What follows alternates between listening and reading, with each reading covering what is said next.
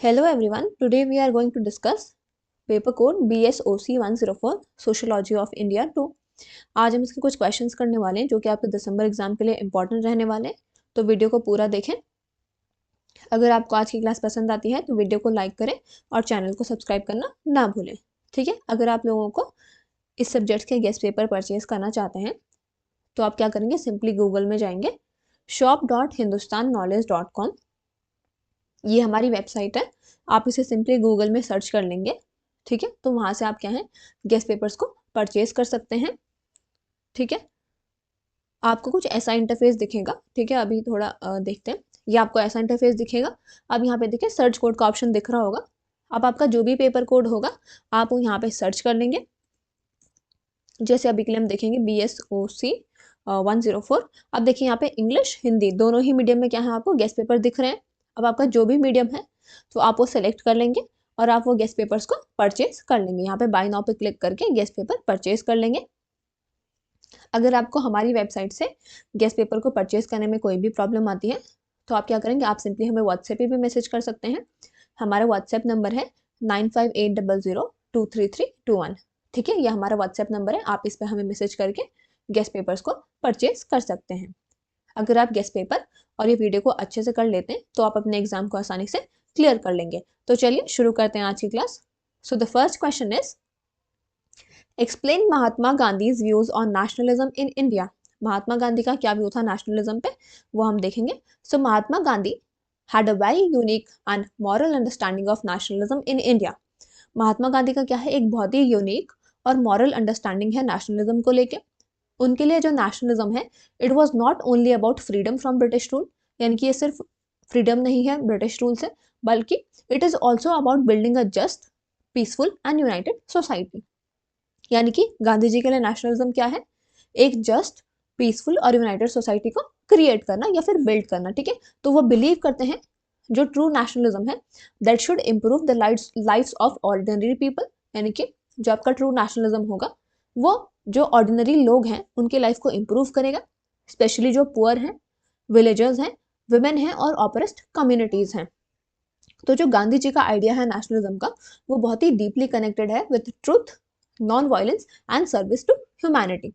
Nationalism based on moral values. So जो गांधी थे वो बिलीव करते थे that Indian nationalism must be based on truth that is सत्य and non violence that is अहिंसा। गांधी जी आपके बिलीव करते हैं कि जो इंडियन नेशनलिज्म है वो बेस्ड होना चाहिए सत्य और अहिंसा पे। उन्होंने स्ट्रांगली अपोज किया वायलेंस को, हेट्रेड को और रिवेंज को in the name of nationalism. So according to Gandhi ji, जो फ्रीडम है achieve through violence would not bring real peace और जस्टिस। गांधी जी के अकॉर्डिंग अगर हम फ्रीडम को वायलेंस के थ्रू लेंगे तो उससे हमें रियल पीस और जस्टिस नहीं मिल पाएगी। तो इसलिए वो आर्ग्यू करते हैं जो मोरल मीन्स हैं they were very important as noble goals, therefore the struggle for independence had to be ethical and peaceful. तो वो बोलते हैं जो स्ट्रगल है इंडिपेंडेंस के लिए वो एथिकल और पीसफुल होनी चाहिए। Inclusive and humanitarian nationalism. So Gandhi nationalism was inclusive. जो गांधी जी का नेशनलिज्म है वो इंक्लूसिव था, ना कि नैरो और aggressive. He did not believe in hatred against the British people. वो हेट्रेड में बिलीव नहीं करते थे। इंस्टेड वो अपोज करते हैं ब्रिटिश इंपीरियलिज्म को एंड अनजस्ट रूल को। वो चाहते थे कि जो इंडियंस हैं वो इनजस्टिस को फाइट करें, ना कि इंडिविजुअल्स या फिर रेसेस को। जो उनका नेशनलिज्म है वो रिस्पेक्ट करता है सारे रिलीजन्स को, कल्चर्स को और कम्युनिटीज को। वो एम्फोसाइज करते हैं एक हिंदू मुस्लिम यूनिटी पे और बिलीव करते हैं कि जो इंडिया है वो बिलोंग करता है equally to all the people of all faiths. Focus on the masses and rural India. So Gandhi ji के लिए जो नेशनलिज्म था that was closely linked to the upliftment of the masses, यानी कि नेशनलिज्म क्लोजली लिंक्ड था लोगों के अपलिफ्टमेंट से। सो वो बिलीव करते हैं जो इंडिया है वो विलेजेस में रहता था। सो जो ट्रू नेशनलिज्म है उसको फोकस करना चाहिए रूरल डेवलपमेंट पे। इसलिए उन्होंने स्वदेशी को प्रमोट किया, एनकरेज किया लोगों को कि वो इंडियन मेड गुड्स को यूज करें, स्पेशली खादी। तो this was not only about economic idea. ये सिर्फ इकोनॉमिक आइडिया के बारे में नहीं था बल्कि एक सिंबल था सेल्फ रिलायंस का एंड डिग्निटी ऑफ लेबर का। So by sparing khadi people actively participated in the national movement. Self rule and self discipline. So जो गांधी थे उन्होंने डिफाइन किया सेल्फ रूल को, that is swaraj in a broader sense, ठीक है। For him swaraj did not mean only political independence. उनके लिए स्वराज का मतलब सिर्फ पॉलिटिकल इंडिपेंडेंस नहीं था बल्कि self control and moral discipline. So वो बिलीव करते हैं कि जो इंडियंस हैं उनको खुद को चेंज करना चाहिए before demanding freedom. So according to Gandhi ji, एक नेशन तभी ट्रूली फ्री हो सकता है अगर वहाँ के लोग सेल्फिश ना हो, डिवाइडेड ना हो और मॉरली वीक ना हो। ठीक है। So according to Home, a nation could not be truly free if its people were selfish, divided और मॉरली वीक। एक नेशन कभी भी ट्रूली फ्री नहीं हो सकता है, ठीक है, कभी भी आज़ाद नहीं हो सकता है अगर वहाँ के लोग सेल्फिश होंगे, डिवाइडेड होंगे या फिर मॉरली वीक होंगे। Nationalism and world peace. So Gandhi's nationalism was never against internationalism. जो गांधी का नेशनलिज्म था वो कभी भी इंटरनेशनलिज्म के अगेंस्ट नहीं था। वो बिलीव करते थे कि जो लव है एक कंट्री का, that should not mean hatred for others. जो उनका फेमस आइडिया था नेशनलिज्म का, वो था कि वो सर्व करें ह्यूमैनिटी को as a whole. India according to Gandhi should set an example of peace and cooperation for the world. In conclusion we can say that जो महात्मा गांधी का व्यू है नेशनलिज्म पे in India, it was ethical, inclusive and people centred. वो लिंक करते हैं national freedom को with social reforms, moral values and non violence. जो उनका आइडिया है नेशनलिज्म का, वो एम करता है ना कि सिर्फ पॉलिटिकल इंडिपेंडेंस पे, but also creating a just, United and peaceful society. तो यहाँ पे आपका पहला क्वेश्चन कंप्लीट हो गया। अब हम नेक्स्ट क्वेश्चन की ओर चलेंगे। अगर आपने अभी तक चैनल को सब्सक्राइब नहीं किया तो चैनल को सब्सक्राइब कर लें, साथ ही में हमारे टेलीग्राम ग्रुप में भी ज्वाइन कर लीजिएगा, जिसका कि लिंक आपको डिस्क्रिप्शन बॉक्स में दिया गया है। ठीक है, वहाँ पे आपको सारी क्लासेस की अपडेट मिलती रहेगी। So the next question is discuss the nature of modernisation in India. यानी कि मॉडर्नाइजेशन का क्या नेचर है इंडिया में। So modernisation in India is a complex and gradual process. Modernisation क्या है, एक कॉम्प्लेक्स और ग्रेजुअल प्रोसेस है। It does not mean blindly copying western society. इसका मतलब नहीं, ये नहीं है कि मॉडर्नाइजेशन का मतलब ये नहीं है कि हम वेस्टर्न सोसाइटी को ब्लाइंडली कॉपी कर लेंगे, but adopting modern ideas, institution and technology while keeping India's traditional values alive। Modernisation का मतलब क्या है कि हम मॉडर्न आइडियाज़ को अडॉप्ट करें, मॉडर्न इंस्टीट्यूशंस और टेक्नोलॉजी को अडॉप्ट करें, जबकि हम कीप करें इंडिया के ट्रेडिशनल वैल्यूज़ को। ठीक है, यानी कि इंडिया के ट्रेडिशनल वैल्यूज़ को भी अलाइव रखना है। सो जो इंडियन मॉडर्नाइजेशन है उसने हेल्प किया है, इंडियन जो मॉडर्नाइजेशन है वो डेवलप हुआ है आपका एक यूनिक वे में, क्योंकि because of its long history, cultural diversity and colonial experience. Meaning of modernisation. So modernisation refers to the change that lead a society towards progress and development। Modernisation का मतलब होता है कि वो चेंज जो कि किसी सोसाइटी को प्रोग्रेस और डेवलपमेंट की तरफ ले जाता है। ये इंक्लूड करता है growth of science and technology, industrialisation, urbanisation, rational thinking, education, democracy and social equality. India में जो मॉडर्नाइजेशन है वो सीरियसली बिगान हुआ था ड्यूरिंग द ब्रिटिश पीरियड और वो एक्सपैंड होता है after the independence in 1947। Historical background देखते हैं। सो ड्यूरिंग कॉलोनियल रूल जो मॉडर्न एजुकेशन था, रेलवेज थे, लीगल सिस्टम थे और एडमिनिस्ट्रेटिव स्ट्रक्चर्स थे, इनको इंट्रोड्यूस किया गया। आफ्टर इंडिपेंडेंस जो इंडिया के लीडर्स जैसे कि जवाहरलाल नेहरू, उन्होंने बिलीव किया जो साइंस है, प्लानिंग है और इंडस्ट्रियल ग्रोथ है वो बहुत ही असेंशियल है एक मॉडर्न नेशन को बिल्ड करने के लिए। एट द सेम टाइम जैसे कि महात्मा गांधी है, उन्होंने स्ट्रेस किया मॉरल वैल्यूज पे, विलेज इंडस्ट्रीज पे और सेल्फ रिलायंस पे। Mixed nature of Indian modernisation. So एक जो बहुत ही इंपॉर्टेंट फीचर है इंडियन मॉडर्नाइजेशन का वो है उसका मिक्स्ड कैरेक्टर। जो मॉडर्न आइडियाज हैं वो एग्जिस्ट करते हैं along with the traditional practices. For example, लोग मॉडर्न टेक्नोलॉजी को तो यूज़ करते हैं जैसे कि स्मार्टफोन्स और इंटरनेट हो गए, बट वो स्टिल कुछ ट्रेडिशनल कस्टम्स को भी फॉलो करते हैं, फैमिली वैल्यूज़ को और रिलीजियस रिचुअल्स को फॉलो करते हैं। So thus modern and traditional elements coexist in Indian society. तो इसीलिए मॉडर्न और ट्रेडिशनल एलिमेंट्स दोनों ही इंडिया में को एग्जिस्ट करते हैं। Political and economic modernisation. So politically India ने क्या है, अडॉप्ट कर लिया है एक मॉडर्न डेमोक्रेटिक सिस्टम को। जो इंडियन कॉन्स्टिट्यूशन है वो गारंटी करता है fundamental rights, equality before law and universal adult franchise. Economically India क्या है, मूव कर गया है towards industrialisation, plan development and later economic reforms जैसे कि लिबरलाइजेशन एंड ग्लोबलाइजेशन। सो इन स्टेप्स ने क्या क्या हेल्प किया है in economic growth, expansion of service sector and global integration. Social and cultural changes. So modernization has brought many social changes such as spread of education, growth of middle class, women empowerment, decline of rigid caste practices and importance of merit. जो modernisation है उसने बहुत सारे social changes को भी लाया है, जैसे कि स्प्रेड हुई है एजुकेशन की, ग्रोथ हुई आपकी मिडिल क्लास की, वुमेन का एम्पावरमेंट हुआ है, डिक्लाइन हुआ है रिजिड कास्ट प्रैक्टिसेस में, और इंपॉर्टेंस बढ़ी है मेरिट की। सो हाउएवर जो प्रॉब्लम्स है जैसे कि पॉवर्टी हो गया, अनएम्प्लॉयमेंट हो गया, कास्ट डिस्क्रिमिनेशन, जेंडर इनइक्वालिटी, ये सब अभी भी एग्जिस्ट करते हैं, शोइंग दैट जो मॉडर्नाइजेशन है वो अनइवन है। चैलेंजेस ऑफ द मॉडर्नाइजेशन, सो जो इंडियन मॉडर्नाइजेशन है वो सेवरल चैलेंजेस को फेस भी करता है। इसमें इंक्लूड होते हैं आपके regional imbalance, digital divide, environmental problems and resistance from the conservative forces. ये सारे क्या हैं, चैलेंजेस हैं जो इंडियन मॉडर्नाइजेशन को फेस करने पड़ते हैं। रैपिड अर्बनाइजेशन ने भी बहुत सारे इश्यूज को क्रिएट किया है, जैसे कि slums and pollution. In conclusion we can say that modernisation in India is neither fully western nor purely tradition, यानी कि इंडिया में क्या है, एक मिक्स्ड मॉडर्नाइजेशन देखने को मिलता है। ये एक सेलेक्टिव है और अडेप्टिव प्रोसेस है जो कि शेप करता है by India's history, culture and social structure. जो इंडियन मॉडर्नाइजेशन है वो एम करता है to combine the scientific progress and democratic values with the cultural continuity, जो कि उसको एक यूनिक और ऑनगोइंग जर्नी बनाता है towards the development. Now we will move to the next question. Examine Dalit women's movement in India.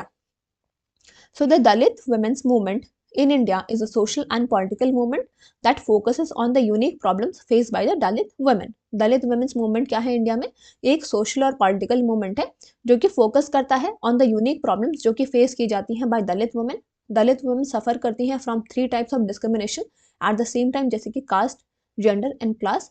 इन सारी वजह से जो ये इश्यूज हैं इनको ऑफनली इग्नोर किया जाता है both by the mainstream women's movement and by the Dalit movements led by mainly main.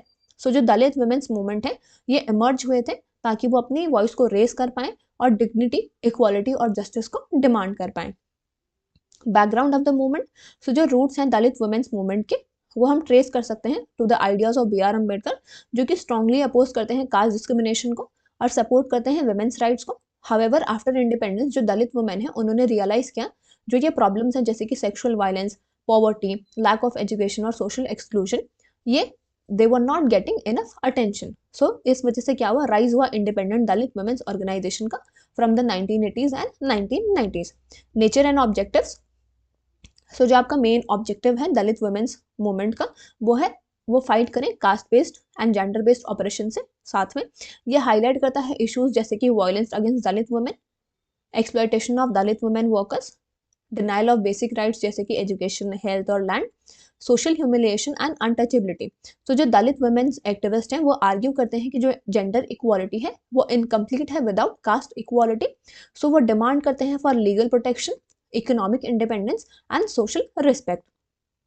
Role of organization and activist, so several organizations have played an important role in strengthening the movement. बहुत सारी organisation ने क्या क्या है इस movement को strengthen करने में बहुत ही इंपॉर्टेंट रोल को प्ले किया है। One important platform is the national federation of Dalit women. जो एक इंपॉर्टेंट प्लेटफॉर्म है वो है national federation of Dalit women, जिन्होंने की वर्क किया है eight the national and international level ताकि वो रेस कर सकें दलित वुमेन्स का issue. So another significant initiative लिया गया था ऑल इंडिया दलित महिला अधिकार मंच के द्वारा, जिन्होंने कि फोकस किया है आपके on fighting violence and ensuring justice for the Dalit women. जो दलित वुमेन है writer, the Dalit women writers और जो थिंकर्स हैं वो भी कंट्रीब्यूट करते हैं by sharing their lived experience, by their lived experience through autobiographies, poems and essays, helping society understand their struggles more deeply. जो दलित वुमेन राइटर्स हैं और थिंकर्स हैं उन्होंने भी कंट्रीब्यूट किया है by sharing their lived experiences through their autobiographies, poems and essays, contribution and achievements. So जो Dalit women's movement है उन्होंने सक्सीड किया है in bringing visibility to the Dalit women's issues. इन्होंने इन्फ्लुएंस किया है एकेडमिक डिबेट्स को, गवर्नमेंट पॉलिसीज को और ह्यूमन राइट्स डिस्कशंस को। सो जो दलित वुमेन है they today are more active in politics, education, social work and activism. In conclusion we can say that जो दलित वुमेन्स मूवमेंट है इंडिया में वो एक पावरफुल स्ट्रगल रहा for equality and self respect. इसने चैलेंज किया both caste oppression and patriarchy को और डिमांड किया an inclusive society. So the movements remind us that true social justice is possible only when the voices of the most marginalised are heard and respected. ये movement हमें remind करता है कि true social justice तभी possible हो सकती है जब जो वॉइसेस हैं मार्जिनलाइज लोगों की उनको हर्ट किया जाए और रिस्पेक्ट किया जाए। Next question, discuss the workers movement in India. So the workers movement in India refers to the collective efforts of industrial workers to improve their living and working conditions. जो workers movement है India का, वो refer करता है to the collective effort जो कि industrial workers का है to improve their living and working condition. ये डेवलप हुआ था mainly during the colonial period और कंटिन्यू रहा after the independence with new goals and challenges. जो ये मूवमेंट है ये फोकस करता है ऑन इश्यूज जैसे कि low wages, long working hours, unsafe conditions and lack of rights. Early beginnings that is from late 19th century. So जो workers movement है वो स्टार्ट हुआ था with the growth of modern industries जैसे कि textile mills, jute mills, railways and plantation. जो workers थे उन्हें एक्सप्लॉयटेशन को फेस करना पड़ता था under the British rule. Beginning में क्या हुआ, जो प्रोटेस्ट थे वो स्पॉन्टेनियस थे और लोकल थे नेचर में। सोशल रिफॉर्मर्स और नेशनलिस्ट लीडर्स ने सपोर्ट किया वर्कर्स की डिमांड को। लीडर्स जैसे कि महात्मा गांधी, उन्होंने एनकरेज किया पीसफुल मेथड्स जैसे कि स्ट्राइक्स हो गए, नेगोशिएशन हो गए, ताकि वो लेबर प्रॉब्लम्स को सॉल्व कर सके। Growth during the national movements. So जो ये मूवमेंट था ये became more organise in the early 20th century. जो आपका ये वर्कर मूवमेंट था ये ऑर्गेनाइज बना अर्ली 20th सेंचुरी में।